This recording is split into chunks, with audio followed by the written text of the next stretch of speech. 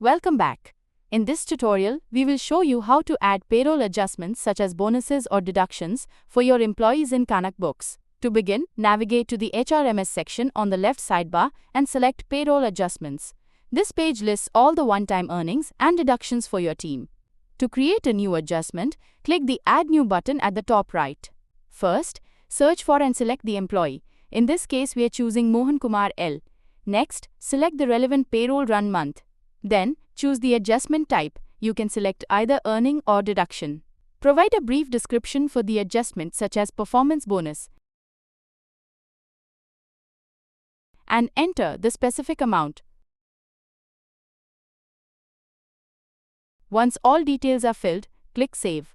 The new adjustment will now appear in the list and it will be automatically calculated into the employee's net pay for the selected payroll month. Managing flexible payroll components is fast and accurate with Kanak Books.